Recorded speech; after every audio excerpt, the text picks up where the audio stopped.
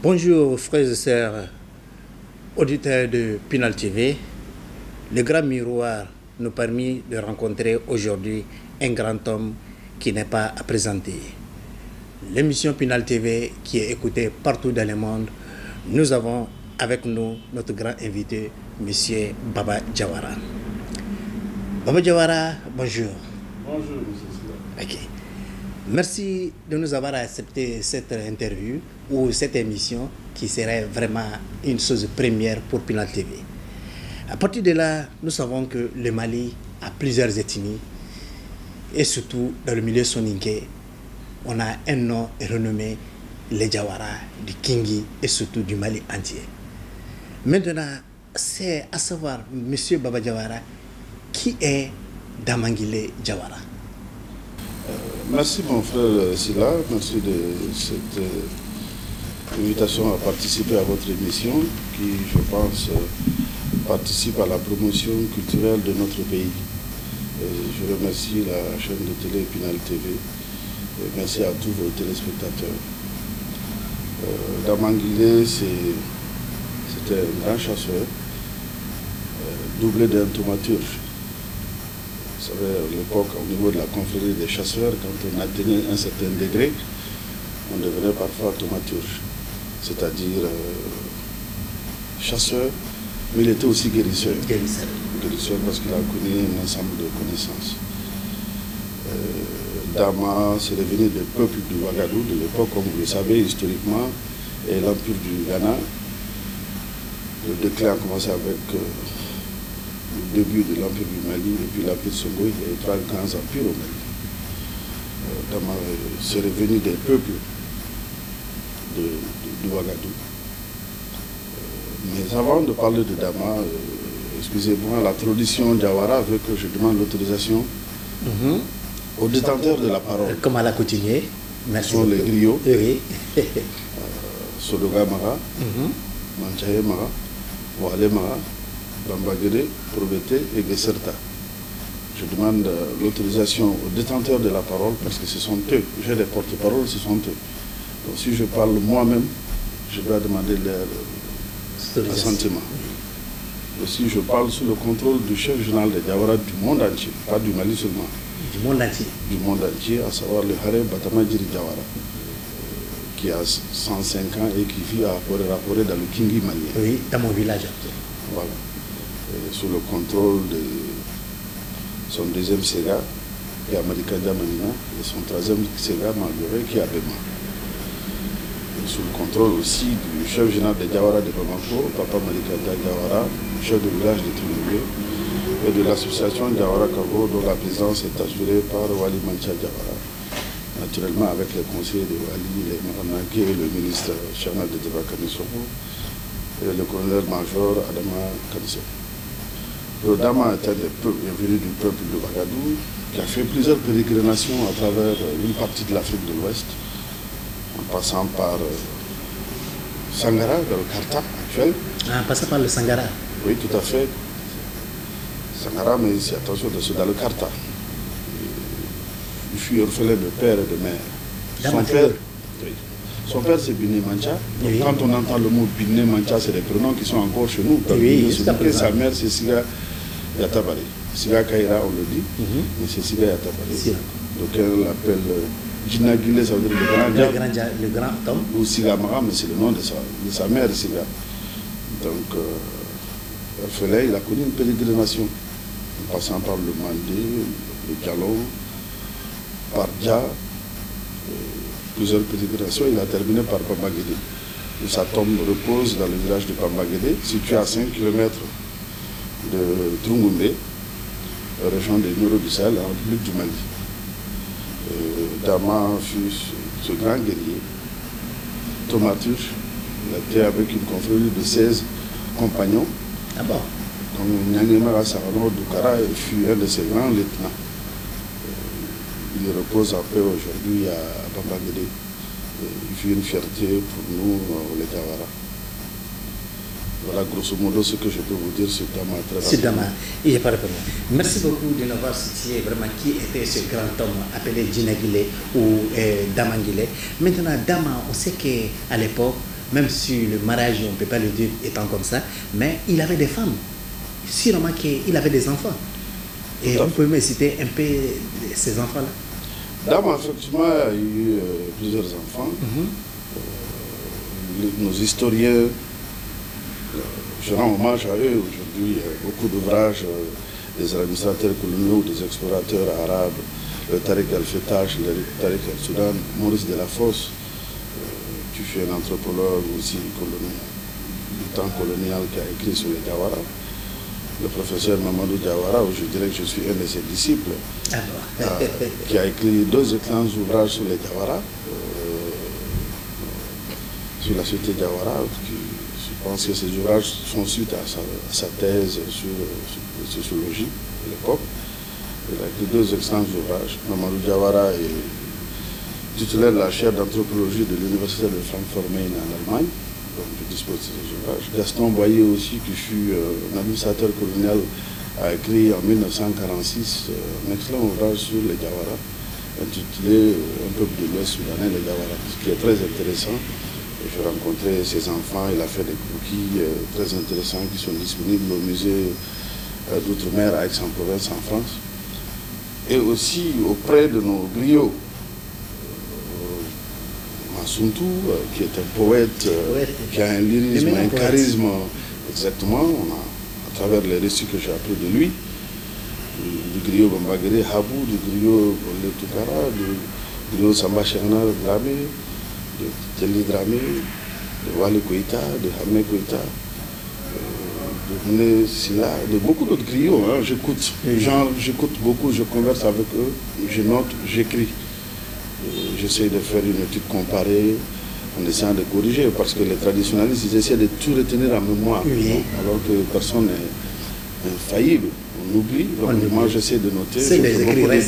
Je fais beaucoup d'études comparées.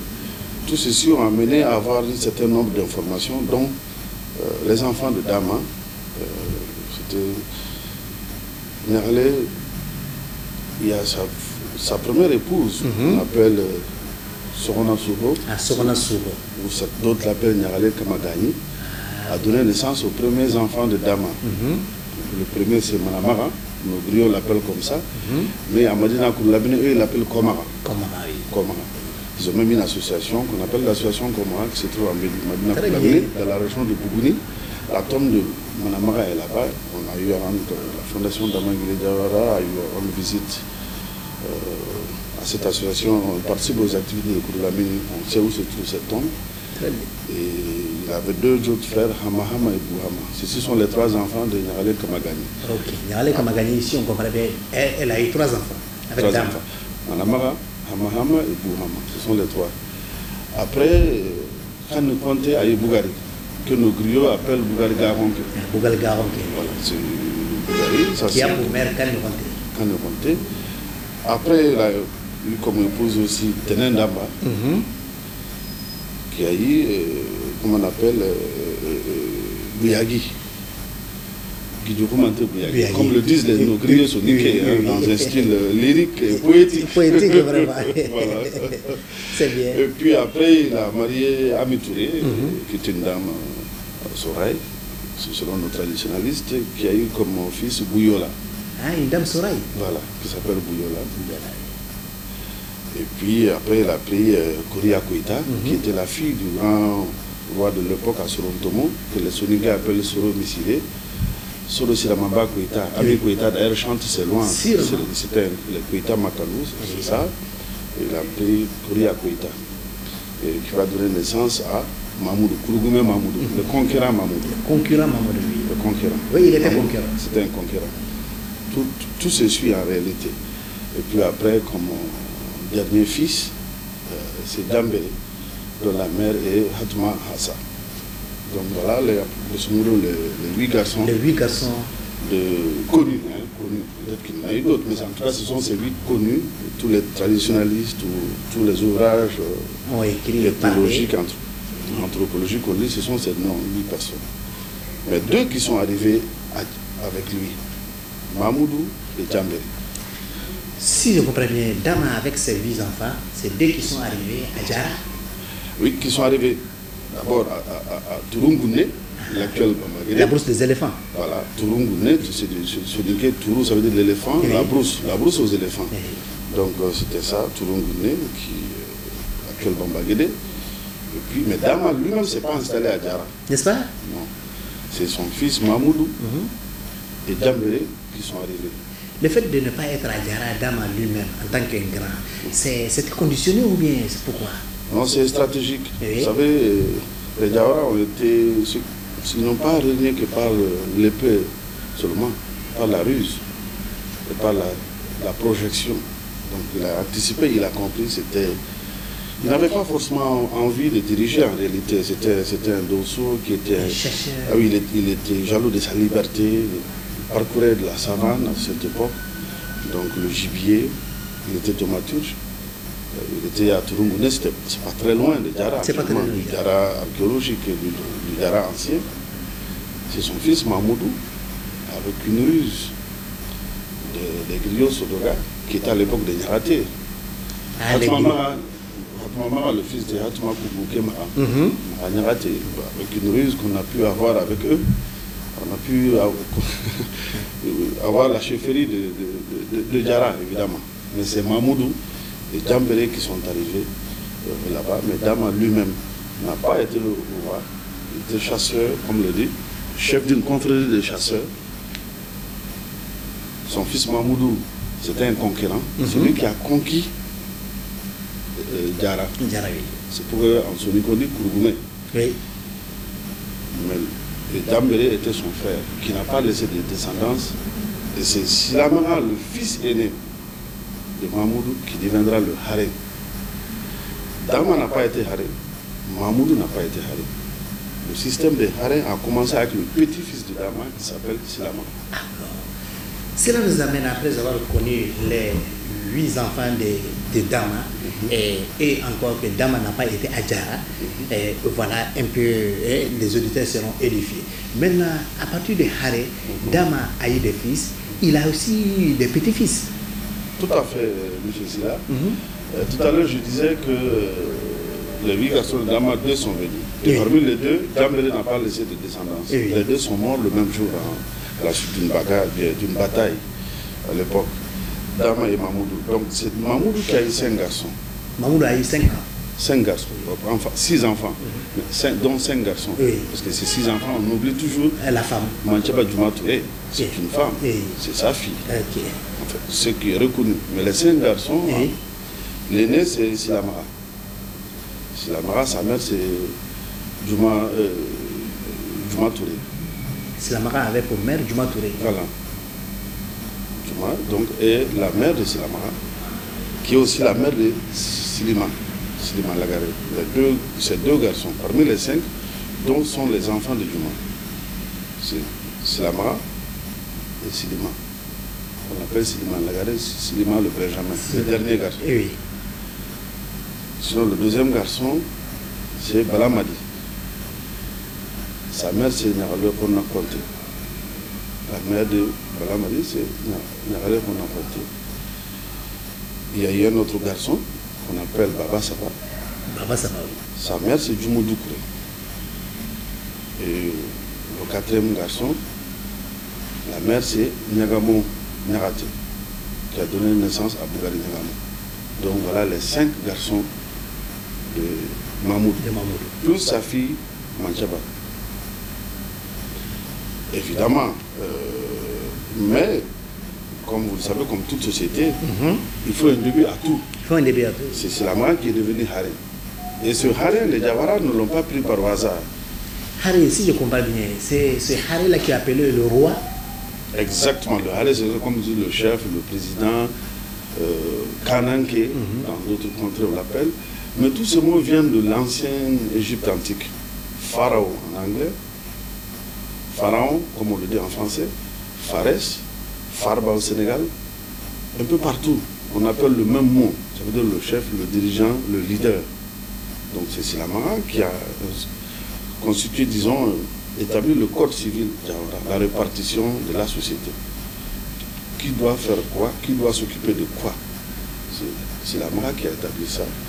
Évidemment, Silamara a eu 8 garçons. On dit, nos traditionnistes disent qu'il a eu 37 enfants, dont 8 garçons. Les 8, et c'est à partir de ces 8 vous allez comprendre quelque chose. N'est-ce pas?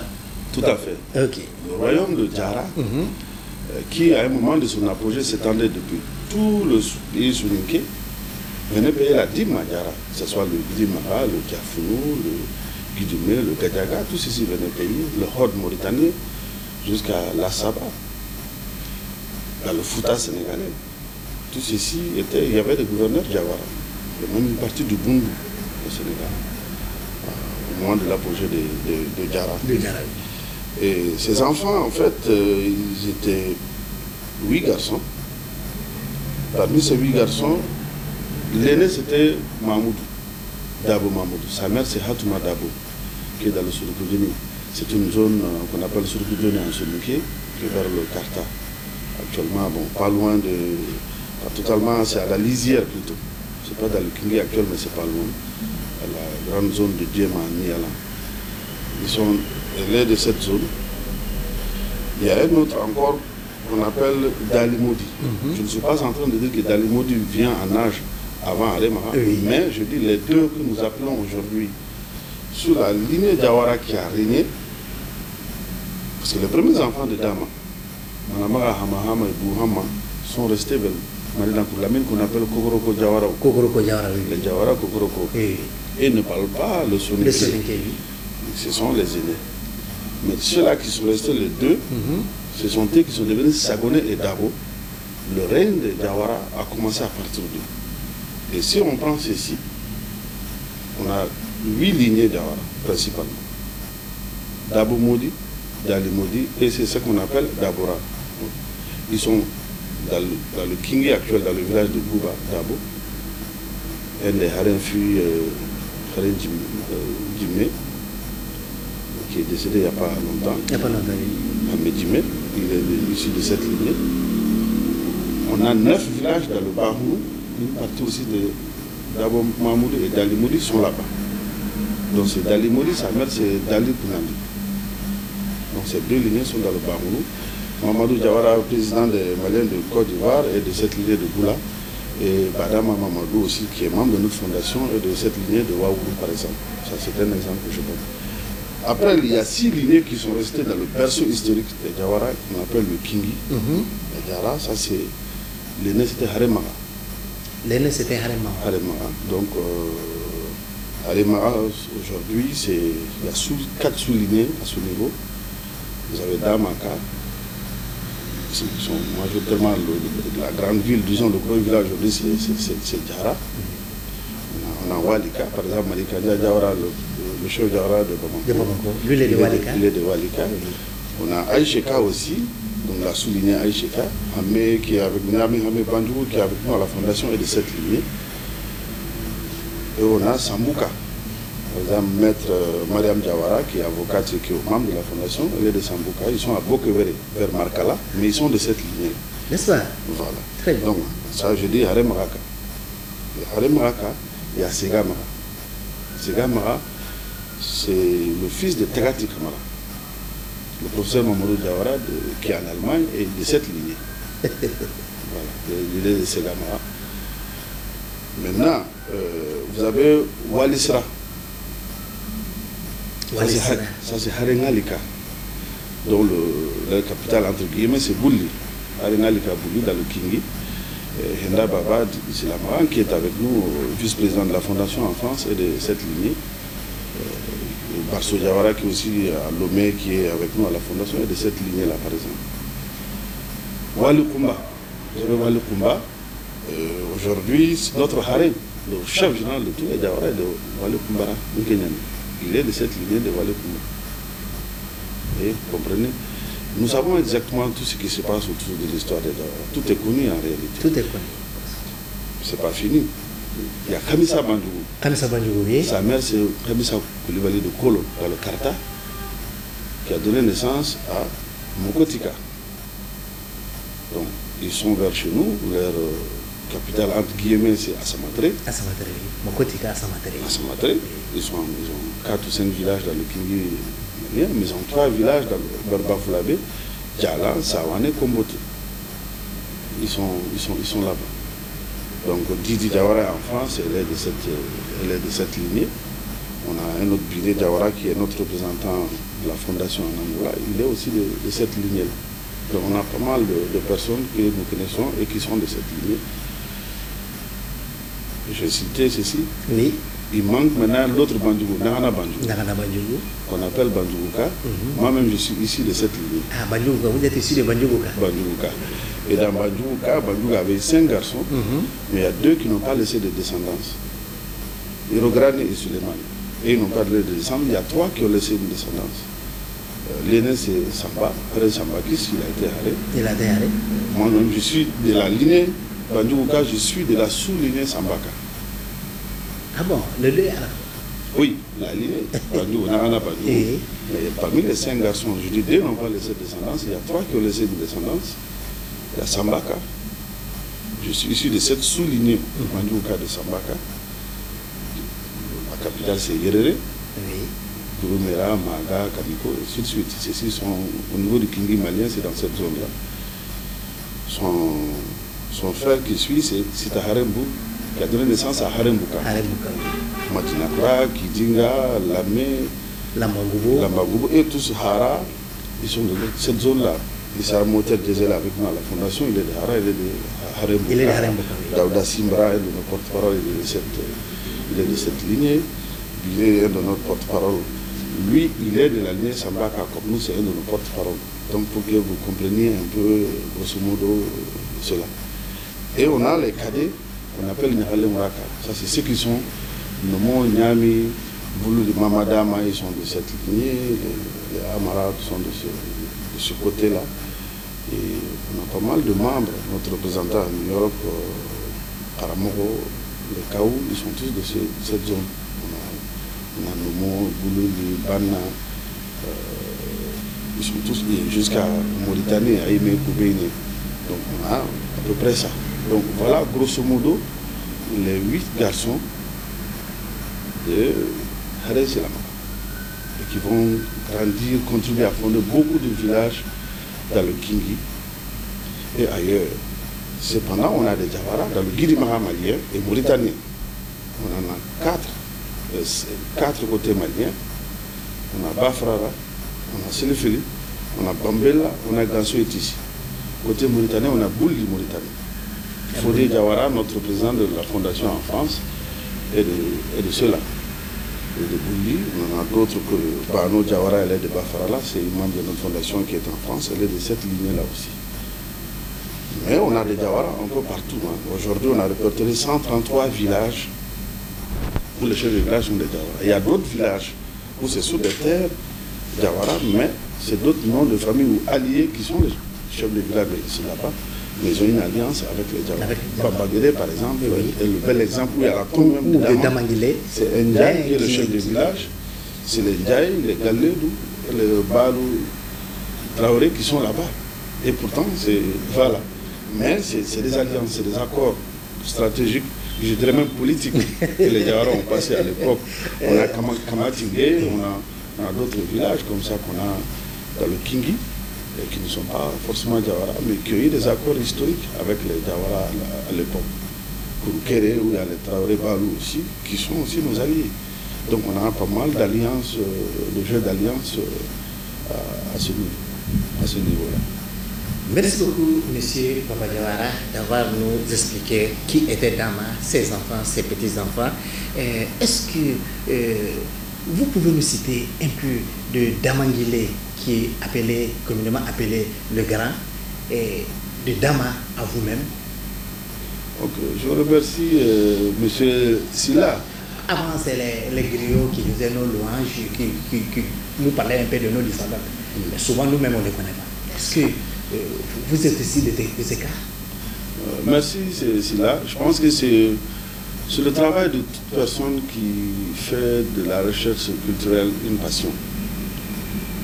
Le professeur Cheikh Anta Diop, qui pour moi est un modèle, c'est pour moi le plus grand intellectuel africain, c'est cela. Il ne s'agit pas de diplôme, mais il s'agit de la production intellectuelle et l'apport qu'il a apporté à la civilisation négro-africaine. Donc, il disait ceci, si on ne connaît pas d'où on vient, c'est une catastrophe, c'est un gâchis. C'est un gâchis. On ne pourra rien faire après. Et je pense que c'est plus qu'important. La première des choses, avant de répondre directement à votre question, je me suis intéressé à la quête d'où je viens depuis du vivant de mon père. Père à son âme, il est décédé. J'avais 10 ans. Il avait un ami qui s'appelle Djougou de Diawara, qui était de Bambela, Guidi Marabambela. Il est passé chez nous. À l'époque, mon père était dans l'administration malienne. Il était en poste quelque part. Et à l'époque, beaucoup de chefs de village venaient. Ceux qui étaient ce qu'on appelle en guillemets en Sonou, les Tunkalemou, les Djabira du Guidimara,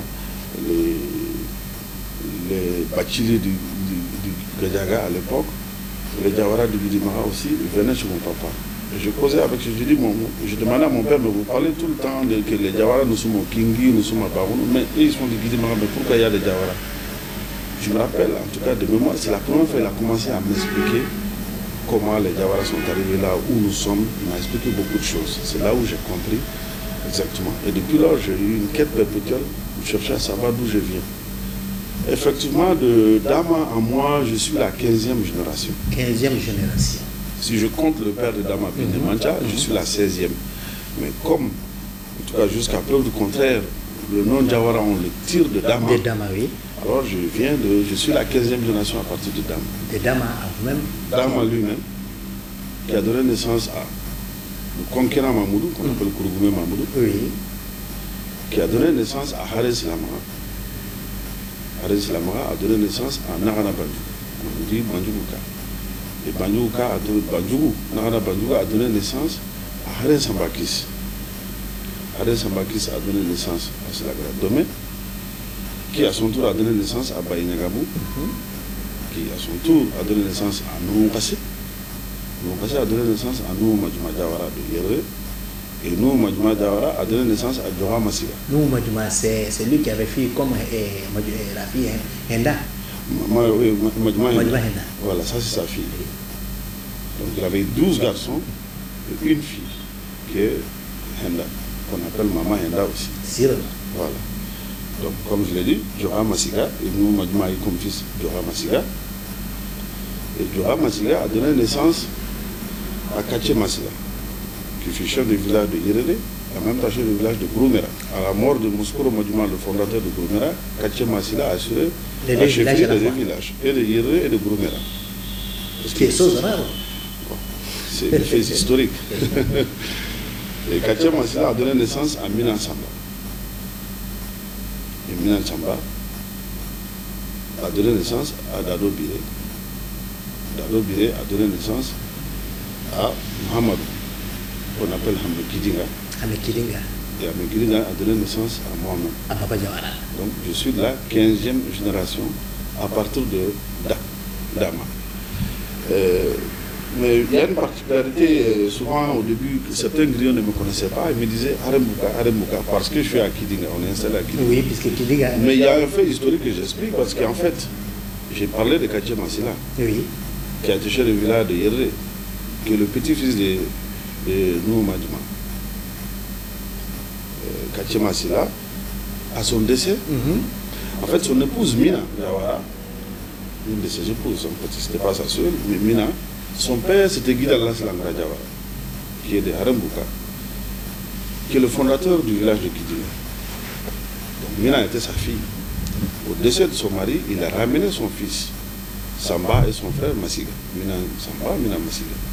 Massiga était l'aîné. Mina Samba a été lui-même chef du village de Kidinga. Son frère Massiga a été chef de canton de Bandjougouka. Parce qu'en fait, pendant un moment de la colonisation, les Diawara, on n'a connu qu'un seul chef. Mais à un moment donné de notre histoire, compte tenu des querelles politiques et autres choses de l'époque, sous l'administration coloniale, à un moment donné, on a mis le système de chef de canton. Et donc, mon arrière-grand-père, Mina Massiga, aussi a été chef de canton de Bandjougouka, qui autour d'aujourd'hui une trentaine de villages, ou plus dans le Kingi malien, sont de cette lignée-là. Il a été chef de village de là-bas, chef de canton. Ceci me donne l'occasion de rappeler quelque chose. Vous m'avez demandé de connaître mon histoire, mais je pense que c'est primordial pour nous tous. Dans le pays soninké aujourd'hui, la première activité, c'est la recherche de l'argent. Je le comprends, je l'accepte. Il faut que nous vivions de quelque chose. En général, ils ne sont pas salariés, ils ne sont pas fonctionnaires d'État, ils ne sont pas beaucoup dans la politique. Chacun fait son commerce pour gagner sa vie.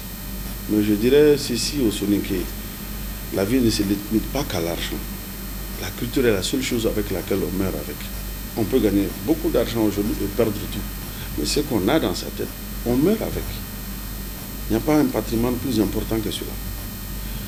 Et aujourd'hui, l'Égypte, avant Covid, regardez ce que l'Égypte brassait comme devise. C'est à cause de tous les sites archéologiques qu'ils ont. Les musées du Caire, j'ai eu la chance de visiter. Les musées, que ce soit de Saqqara, de Memphis, d'Abou Simbel, le temple de Karnak, le temple de Luxor. C'est cet aspect, c'est ce patrimoine culturel que l'Égypte vend. C'est une des plus grandes destinations au monde. Parmi les 7 merveilles antiques de l'humanité, une grande partie se trouve en Égypte. L'Égypte antique, encore, elle était noire. Elle n'est pas arabe. Ah bon? Oui. Et d'ailleurs, parfois, je vais faire de la digression. Peut-être que ça ne va pas faire plaisir à certains de nos traditionnistes. Quand beaucoup de nos grands hommes en Afrique, on essaie de les trouver des origines arabes. Ceci est une déformation historique. Ça, je l'assume pleinement. En fait, vous savez, c'est comme en matière de calendrier. Le calendrier musulman, en passant, je souhaite bonne année.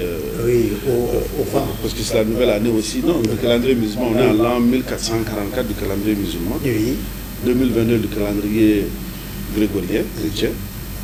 On est en l'an 6259. Certains même diront 6261 du calendrier africain. Comment moi, l'humanité est née en Afrique, sous la latitude du Kenya. Et ça, je veux dire, c'est des faits historiques connus par nous, par les Arabes, par d'autres. On fait un mélange entre Arabes et musulmans. Ça n'a rien à voir. Quand on me fait remonter, quand nos pays ont connu l'islamisation, certains essaient en train de réécrire nos histoires en nous trouvant des origines arabes, qui pour moi sont historiquement fausses. Elles ne sont pas vérifiées. C'est pas vérifié. Elles ne sont pas vérifiées parce qu'après, on peut remonter, c'est pourquoi je me limite à Binemancha, qui sont encore comme un prénom, un nom de chez nous, et sa mère. On peut aller plus loin. Mais on a parfois tendance, c'est pas propre d'avoir à beaucoup de peuples de l'Ouest africain, à nous trouver des ascendances arabes. Mais sauf que c'est contradictoire. Le moment où nous, les Soninké disent Aswanki, on vient d'Aswan. Mais cet Aswan est beaucoup plus vieux que l'arrivée des Arabes. En Égypte antique, tous les Grecs qui sont passés, Hérodote, tous les écrivains qui passaient en Égypte, et ça c'est encore il y a, à la fin même de la civilisation égyptienne, disaient que le peuple égyptien était plutôt noir. Bien sûr, il y a eu beaucoup de métissage. J'ai eu la chance de visiter Nubie. J'étais en Égypte, j'étais vers Aswan. Les Nubiens, j'ai vu des maisons, je vous assure, comment elles sont construites en banco, avec des coloriages, avec de l'argile. Mais je retrouvais les mêmes choses en pays soninké, dans le Guinée-Marin, dans le Gadiaga. Quand j'étais jeune, je ne peux pas travailler dans l'administration, j'ai vécu. Je retrouvais à peu près la même chose. J'ai des photos, j'ai des images de cela. Donc aujourd'hui, nous trouvons forcément dans sa danse arabe, dans tout. Il y a eu une déformation à un moment donné. Quand l'islam est arrivé, on a essayé de transformer un peu en essayant de nous ramener tous, se ramener une origine vers le prophète paix et salut sur lui. Je mets ça entre guillemets. C'est comme le Mandé, quand l'islam est arrivé dans le Mandé, il y avait une origine des Mandés. Et paf, on a ramené encore finalement, quand la religion est arrivée, on a amené vers Zorhaïnen et tout ceci, on a essayé d'amener une ascendance vers ça. Bon, ça je vous dis, personne n'a une preuve, on comprend. Dans l'euphorie de l'arrivée de l'islam, je respecte toutes les religions, je suis musulman, croyant et pratiquant, mais au même moment, ne mélangeons pas ce qui est culturel et culturel. Ceci n'est pas historiquement fondé. Ceci n'est pas historiquement fondé. Donc, voilà ce que je peux vous dire à ce niveau. Mais cela mène un deuxième élément, l'instruction. Les Soninké, nous recherchons de l'argent. Mais nous ne devons pas nous limiter qu'à cela. Nous devons aller à l'école. Moi, j'ai eu la chance d'aller à l'école parce que mon père lui-même fut les premiers élèves de Tounoubé en 1946. C'est pourquoi on l'appelle Hamé Kidinga, parce qu'il y avait un autre Hamé Saro, Son directeur d'école, paix à son âme, Moussini Savo, avait un neveu qui s'appelle Mohamedou Savo, qui est actuellement en France, il est à la retraite. Il fallait faire la différence entre lui, il y avait un autre, Hamé de tel endroit, donc pour faire la différence, Hamé Kidinga, Hamé qui vient de Kidinga. À l'époque, il est allé à l'école, il me disait avec Demba Diawara de Bianga, c'est un village pas loin de Kidinga. C'était les tout premiers élèves de Tounoumé en 1946. Ils ont eu la chance, l'un est allé dans l'administration générale, ce qu'on appelle arrondissement ou préfecture ou sous-préfecture maintenant. Et Demba est allé dans la santé, je crois qu'il était infirmier d'État. Ils sont tous deux morts maintenant. Ça c'était en Véran. Donc c'est ça qui nous a permis aujourd'hui il nous a inscrits à l'école, il nous a mis à l'école et ça nous a permis d'apprendre. Mais au même moment, ça ne m'a pas empêché d'aller dans le monde des affaires comme tout bon soninké. Je ne suis pas fonctionnaire d'État. Moi, je suis privé, je suis chef d'entreprise comme tout autre soninké. Ça ne m'a pas permis, ça ne m'a pas empêché de faire des études universitaires. J'encourage vivement tous nos parents, nos frères, nos sœurs, nos neveux à s'instruire. Seule l'éducation reste jusque dans sa tombe. Je suis à toi. Merci beaucoup, monsieur Baba Diawara.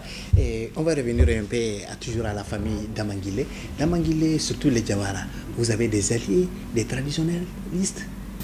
Ah, tout à fait, c'est là. On a beaucoup d'alliés. Comme je l'ai dit, les Diawara ont... Et surtout encore des griots.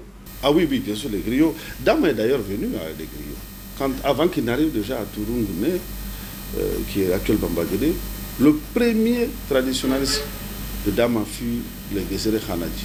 Ils sont à Balabougou actuellement. Je fais un clin d'œil à Hamidou et à Abdul Khanadji. Ils sont à Balabougou, dans le Barounou. On a 9 villages dans le Barounou. Balabougou en fait partie. Ils sont là-bas. Et c'était Almami Khare. On lui a donné, vous savez, en Bambara on dit Dosogoni. Dans la confrérie des chasseurs, il y a un instrument de musique qui joue. Et bien, Dama, par ruse, a amené Almami Khare à jouer ça pour lui. Sinon, Almami Khare, c'était un soninké. Donc, la catégorie des soninké, on appelle c'était des carrés. Il était de cette catégorie. Il est devenu le premier Gesere. Donc, le premier, je vais dire, traditionnaliste de Dama fut Almami Khare, qu'on appelle Khare Khanadji. D'ailleurs, ceci corrobore la société soninké. Le premier traditionnel de Ouagadougou, c'était les Gesere, ce n'est pas le Diaré. Le Diaré est venu après. Gesere Nankasa Diarahoun en soninké. Le Gesere est plus ancien que le Diaré. Le Diaré est venu après.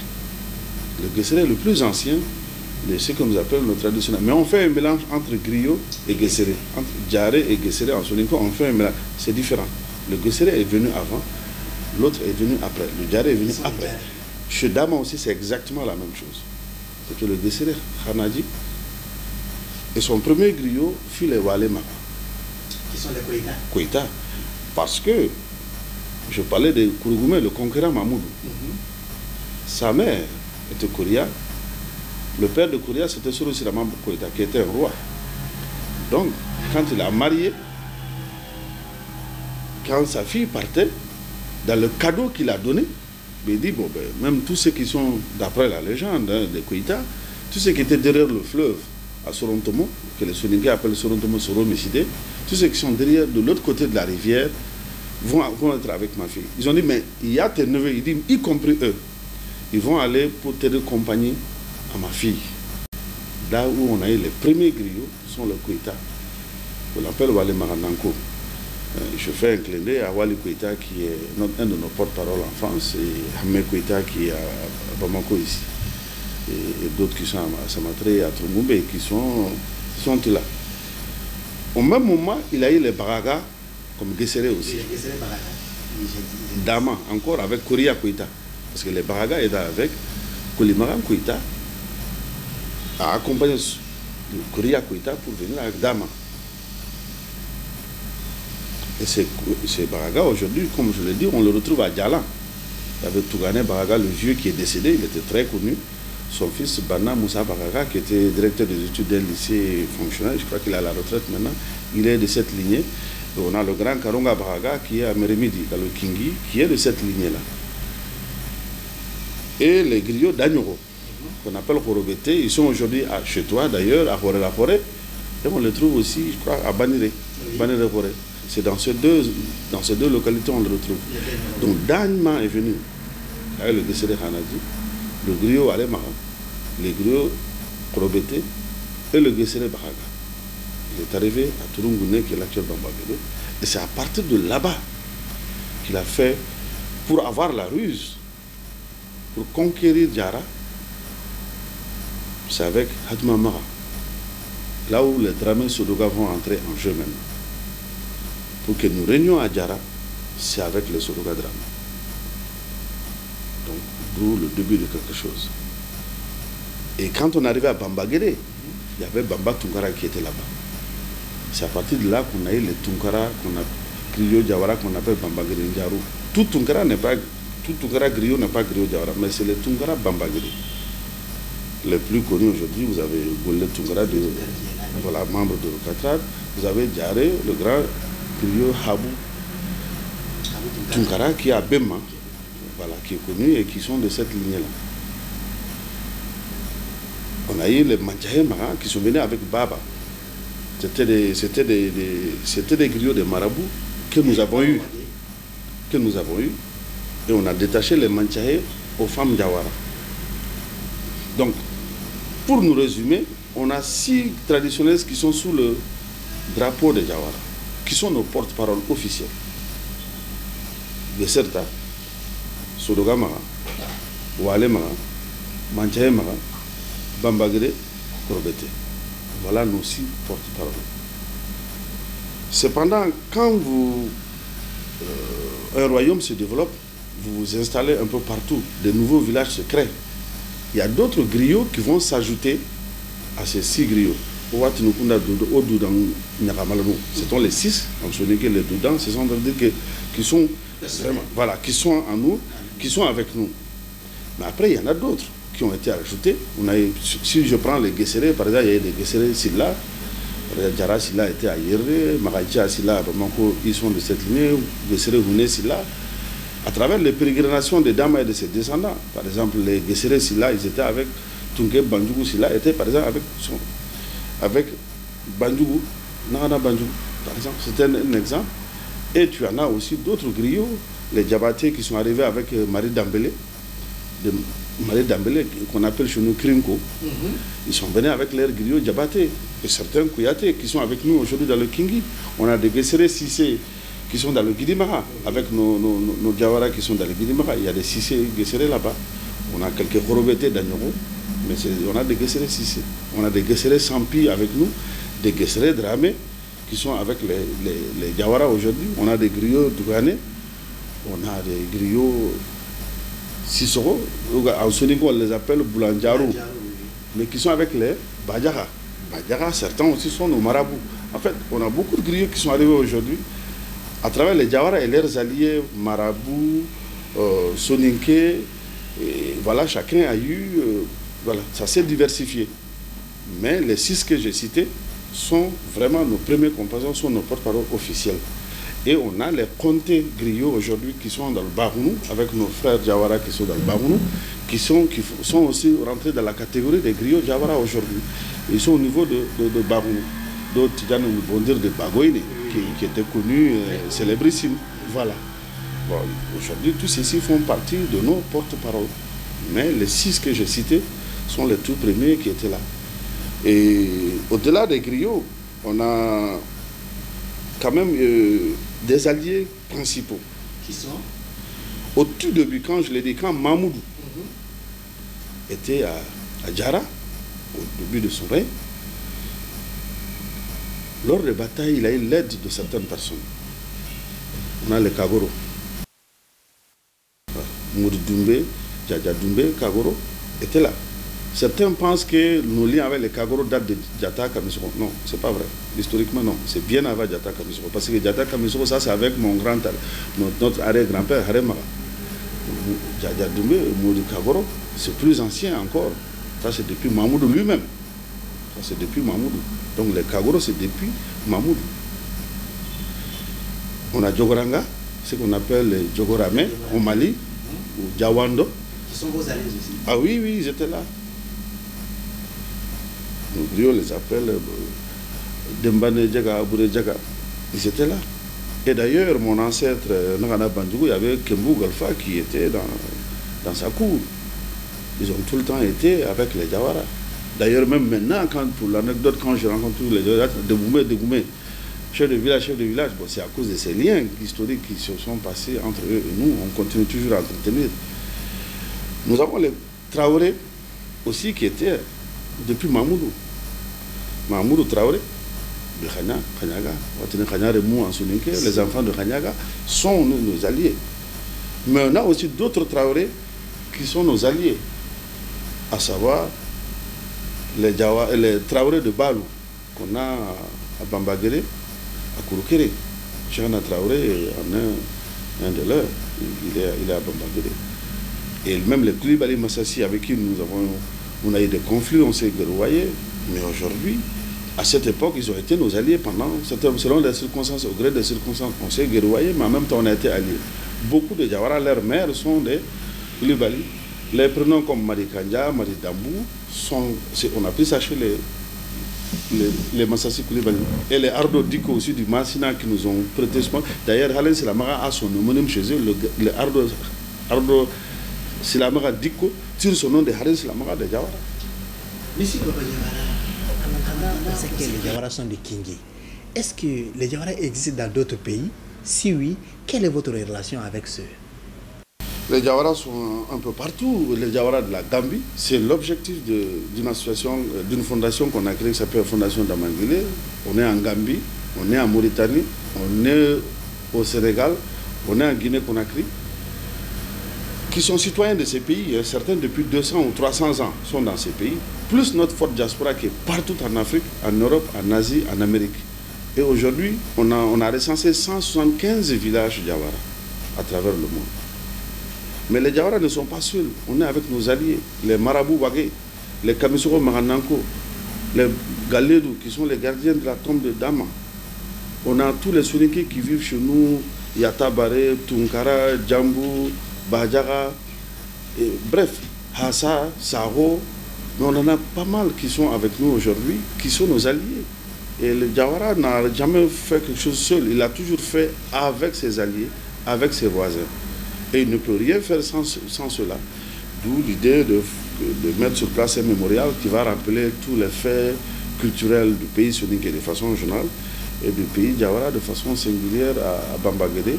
Et Inch'Allah, on espère que d'ici 2023, ce musée, on pourra l'inaugurer. En tout cas, nous l'espérons.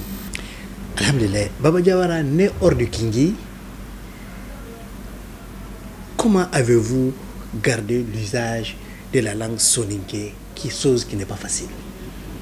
Bon, ça c'est lié à la personne. Notre papa à la maison ne parlait que ça. Mon père, jusqu'à sa mort, parlait très peu il avait beaucoup de difficultés avec le Bambara, pas parce qu'il ne refusait pas, mais comme il vivait il a servi dans des localités avant où il n'y avait pas, c'était pas un pays soninké. Moi-même, je ne suis pas né dans un village soninké, on ne parlait pas de tout soninké à l'époque. Peut-être dans le village, il n'y avait que mon père, notre famille soninké. Ma mère est soninké, elle est Cissé du Ouagadougou, elle est Cissé rare ici. Donc mon père et la mère parlaient soninké à la maison. Donc j'ai appris à parler. Bien sûr, je peux avoir quelques difficultés par rapport à ceux qui sont nés au village, dans le pays soninké, qui parlent mieux que moi. Mais j'ai toujours, pour moi, c'est une question d'honneur de garder ma langue, ma particularité. Je m'ouvre à toutes les cultures du monde. Je souhaite connaître toutes les cultures du monde, toutes les langues du monde. Mais je ne vais pas pour autant oublier la mienne, quoi. Donc je parle très bien ce métier, je garde l'usage. Merci beaucoup. Et Baba, cela nous amène à vous poser la question, comment est fondée la fondation Damangile Jawara et pour quel objectif? La fondation Damangile, c'est pour la promotion du patrimoine culturel de Jawara. Et aujourd'hui, il y a le patrimoine matériel et immatériel.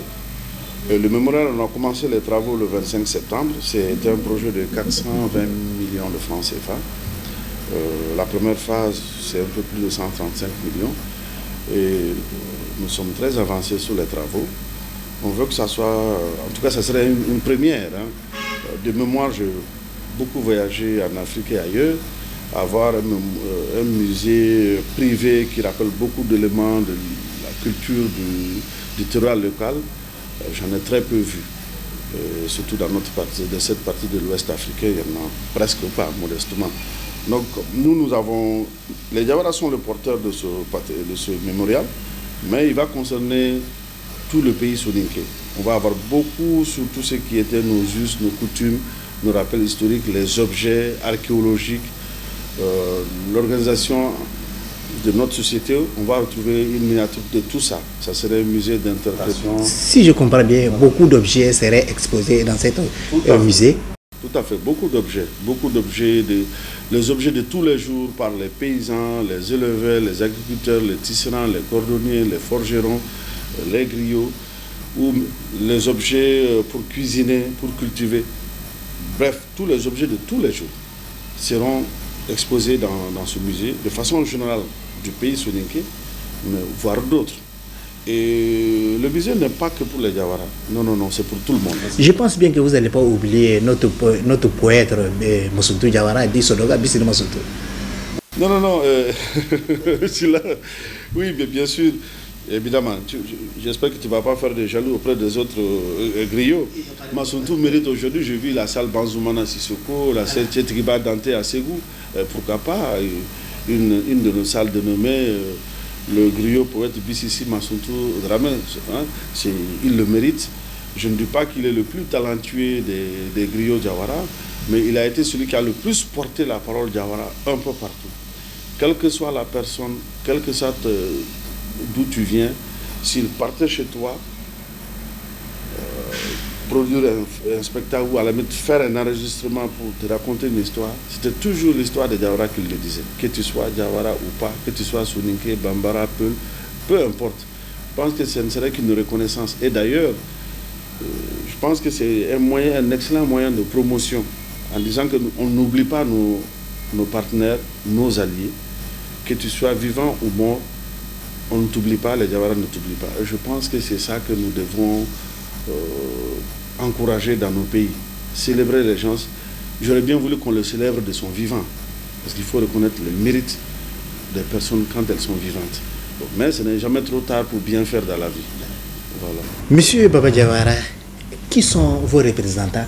Comment adhérer à la fondation? C'est très simple. Toute personne peut adhérer à la fondation d'Amangile Diawara. Peu importe ton sexe, ta nationalité, ta religion. Tu es le bienvenu, que tu sois Diawara, pas Diawara, européen, américain, asiatique, pourvu que tu aimes la culture. C'est pour les amoureux de la culture. Donc vraiment, la fondation elle est ouverte à tout le monde. Là, les frais d'adhésion sont de 1000 francs CFA, autour de 2 $, et la cotisation annuelle est de 20 000 francs CFA, disons 45 $ à peu près, cotisation annuelle. On a des clubs de donateurs, hein. Il y en a qui font des dons de 100 000, 50 000, 1 million, 10 millions, jusqu'à, voilà, il n'y a pas de montant. On a des donateurs diamants, ça commence à partir de 1 million. Des donateurs gold, ça à partir de 500 000 francs CFA. Les donateurs silver, 250 000, et ainsi de suite, et autres donateurs. Donc c'est vraiment selon la bourse, et ce sont ces donateurs qui sont en train de construire ce musée. Et il y a eu des personnes qui ont fait des dons qui ne sont pas Diawara, qui sont dramés, traditionnalistes, et qui sont en train de faire des aides. Il y a des Diko, il y a d'autres noms de familles, des Wagé, des Silla, des Saro, des Tunkara, des Yatabare. Donc on a entre tout le monde, hein, des Koulibaly. Mais je pense que c'est vraiment l'objectif in fine, et que nous ayons une meilleure visibilité. Et que toute la diaspora soninké qui se trouve à travers le monde, qu'elle parle soninké aujourd'hui ou pas, si elle arrive au Mali, qu'elle puisse aller visiter ce mémorial musée, s'enquérir de nos richesses culturelles et comprendre qu'est-ce que nous faisions avant. Nous étions quoi avant? Pour connaître ce qu'on va faire, le futur vient du passé. Le passé détermine le présent et éventuellement le futur. Je pense que c'est cela. Aujourd'hui, nous devons être concrets. Les soninké, on dépense beaucoup d'argent dans beaucoup d'autres cérémonies, mais il est bon aujourd'hui que nous mettions dans des choses concrètes, comme un musée. Ces musées seraient quand même à but non lucratif? Ah oui, oui, oui, tout à fait. C'est d'abord à but non lucratif, bien sûr, bien sûr. Bien sûr, il y aura à la fin, comme tout musée, il faut des tickets d'entrée. Ça, c'est normal pour payer le personnel qui va travailler, les guides, les gardiens, le guichetier, ceux qui s'occupent, c'est uniquement ça. Mais ce n'est pas pour faire des profits. Non, absolument pas.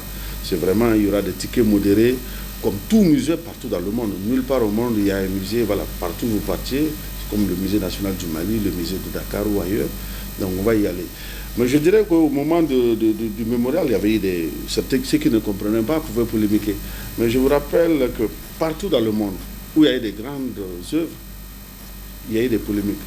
Aujourd'hui, en France, je prends un exemple, puisque nous sommes francophones, la Tour Eiffel, quand l'ingénieur Gustave Eiffel voulait faire, c'était des polémiques partout en France. Ah, il va détruire la visibilité, on ne va rien voir, l'architecture. Il y a tellement de polémiques. Aujourd'hui, la Tour Eiffel est devenue le symbole de Paris. Qui va à Paris, tout le monde va aller. Vous n'êtes pas dit le symbole de l'Europe. Exactement. Oui. Tout près au Sénégal, quand le président Abdoulaye Wade faisait le monument de la Renaissance au bord de la mer, beaucoup de polémiques au Sénégal. Ah non, il va détruire ceci. Aujourd'hui, quiconque va à Dakar va visiter le monument de la Renaissance à Dakar. Vous voyez, tout le statut de la liberté à l'entrée à la baie de New York, c'était pareil, il y avait beaucoup de polémiques à l'époque, ça va, voilà, ce n'est pas bien pour les marins. Aujourd'hui, tout le monde, tu vas à New York, tu vas visiter à Ellis Island, cette statue-là. Donc, vous voyez, donc je veux dire que c'est normal, je le prends même comme une bénédiction. Il faut qu'il y ait beaucoup de polémiques pour que la mayonnaise prenne, et tant mieux. Merci Baba Diawara. Après Damangile, après la fondation, et cela nous ramène en 2008, où vous avez publié un livre dénommé « Les porteurs des 12 Noirs de l'Afrique ». Pourquoi et quel objectif? Merci. Je tenais quand même à dire quelque chose. Quand j'ai catégorisé actuellement nos griots, c'est important que je le dise quand même parce qu'il est important qu'on leur rende hommage aussi. Ils ont été vraiment très présents pour la fondation. J'ai signé le Sodoga Teli, je l'ai cité, Chambassiana d'autres, j'ai cité Oulé Habou.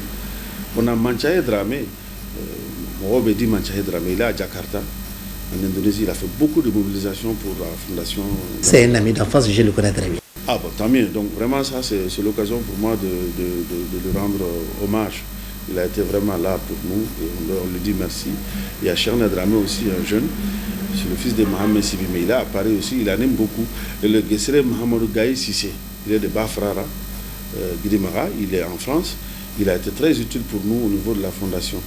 Donc pour arriver au livre, enfin ce portrait de 12 Noirs de France, pas d'Afrique, de France. De France, oui. Oui, en 2008, oui, en fait à l'époque, c'était beaucoup de débats. Dans la foulée de l'élection d'Obama aux États-Unis, encore la France, c'était que les Noirs, quand on les voyait, on les croyait tous comme des chanteurs, des footballeurs, des danseurs ou des vigiles. Quel que soit ton niveau d'éducation, d'instruction, un Noir en France, à la limite, il y avait un fameux plafond de verre, où voilà, comme si un Noir ne devait pas être médecin, avocat, chef d'entreprise, ingénieur, homme politique, député, ministre, premier ministre, pourquoi pas président. C'était une utopie. C'est pourquoi dans cette foulée à l'époque, en 2008, j'avais publié chez l'Harmattan cet ouvrage intitulé Portrait de 12 Noirs de France, avec lequel on a eu beaucoup de débats au niveau de la télévision malienne. Je l'ai fait 2 débats sur 2 chaînes françaises, avec Alain Foucault sur RFI à l'époque, avec Africa numéro 1 et dans la presse écrite. C'est la suite toujours de mémoire de fin d'études à l'époque de l'ENA qui était sur la migration, voilà, tout ce qui est migration, migrance. J'ai toujours étudié dans ce domaine-là. Depuis au lycée, quand j'étais à l'ENA ou même quand je me suis inscrit en thèse aussi, c'est toujours sur des phénomènes migratoires. Donc ça répond un peu en partie à mon cursus universitaire, scolaire et universitaire. C'est pourquoi je m'intéresse à cette question de tout ce qui est migrance. La valorisation, je ne suis pas ethnocentriste. Mais bon, il faut savoir valoriser aussi ce que nous sommes, qui nous sommes. On ne peut pas être toujours là à faire de la repentance, à se plaindre. Il y a les autres, la faute incombe aux autres, mais il y a aussi notre part de responsabilité. Chacun doit jouer sa partition pour atteindre l'objectif qu'on s'est fixé, que nous nous sommes fixés. Monsieur Baba Diawara, une dernière question. J'aurais appris que vous avez parcouru presque le monde. Sur quel but? Et cela m'amène à une question subsidiaire. Quel est votre parcours académique? Oui, bon, parcours académique, je fais le lycée ici à Bamako, le lycée Bouyagui, l'école nationale d'administration, je fais du droit public, et puis je fais des études de sciences politiques à Sciences Po Paris. Et après, je me suis inscrit en thèse de doctorat de sociologie sur les migrants en Asie du Sud-Est, singulièrement sur la Chine. Donc, c'est à peu près ça mon parcours. Mais je ne suis pas universitaire, je suis plutôt chef d'entreprise, et qui fait que j'ai beaucoup voyagé. Je dirige entre autres une entreprise de voyage au Mali, en Côte d'Ivoire et ailleurs. Donc, qui fait que j'ai modestement entre l'Afrique, l'Europe, l'Asie, parmi les pays reconnus par les Nations Unies, si je ne m'abuse, autour de 82 pays. 82 pays dans le monde. Tout ce qui est Afrique de l'Ouest, Est, centrale, Afrique du Nord, j'ai été, l'Europe de l'Ouest, quasiment presque tous les pays d'Europe de l'Ouest, l'Europe de l'Est en partie, le Nord aussi, l'Europe centrale partiellement, l'Amérique du Nord, oui, les pays d'Amérique du Nord j'ai visité, l'Asie, de la Chine au Japon en passant par le Vietnam, le Cambodge, la Thaïlande, le Singapour. J'ai eu à pérégriner pour des raisons professionnelles dans tous ces pays. Donc, j'ai visité beaucoup de musées. Beaucoup de musées. Monsieur Baba Diawara, nous sommes à terme de cette émission. Quels sont vos derniers mots? De remerciements à l'équipe de Pinal TV. Je vous encourage fortement à faire ce genre de débat. Notre génération, et encore nos fils, ont encore besoin de cela. Aujourd'hui, vous savez, c'est la génération high-tech avec le iPhone, tous ces téléphones qu'ils ont aujourd'hui. Ils passent plus de temps à regarder des choses inutiles. Ils ont des forfaits Internet, ils se connectent pour regarder que des conneries. C'est de les pousser de produire de telles émissions, ainsi qu'ils soient même accessibles via des smartphones que nos jeunes s'éduquent autrement. Et nous, et le comble, au niveau de l'Afrique, nous avons toute l'histoire de l'humanité, c'est ici que ça a commencé. On a le plus vieux continent, on a la plus jeune population. Et le paradoxe, c'est qu'aujourd'hui, si on ne fait pas attention, d'autres quittent l'Occident, ils viennent chez nous, ils étudient nos histoires, ils l'écrivent, ils viennent nous vendre. Ils viennent produire des films, des documentaires. Sur nous-mêmes, on va aller en Occident acheter. C'est une folie. C'est une folie. Approprions nous-mêmes nos histoires. Moi, je n'en veux même plus au gouvernement seulement, parce que ça doit commencer par nous-mêmes. Chacun, modestement à son niveau, doit s'approprier son histoire. Mais si on ne connaît pas son histoire, on n'ira nulle part. On avait snobé nos monarchies, nos chefferies traditionnelles. Mais en Europe, vous partez en Angleterre, on ne va pas toujours parler de la reine. Les citoyens britanniques, on les appelle les sujets de Sa Majesté. Citoyens britanniques, canadiens, néo-zélandais, australiens. Quand il y a un mariage princier à Monaco ou, je sais pas, en Espagne, toutes les chaînes en Europe sont en breaking news. Mais vous venez ici, par exemple, singulièrement au Mali, l'Empire du Ghana, l'Empire du Mali, l'Empire Songolais, 3 empires ouest-africains.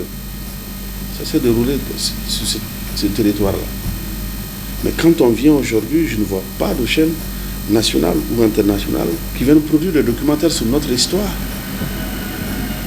Ce n'est pas normal.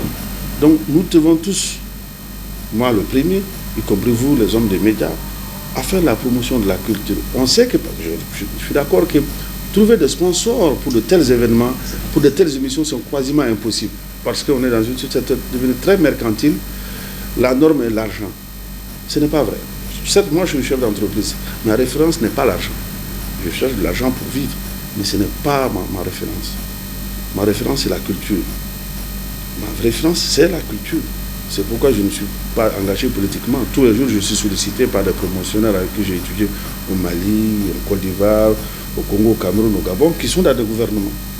Je les connais, mais ce n'est pas ma chose à chacun, ça va là.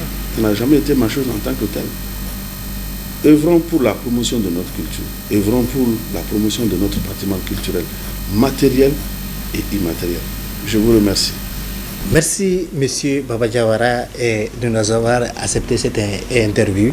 Ceci me fait à notre émission Le Grand Miroir, ce qui veut dire il faut chercher pour savoir, il faut surtout écouter pour bien comprendre. Merci, à la prochaine.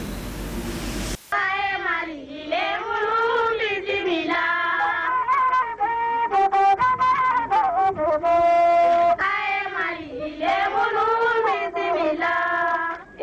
Nene!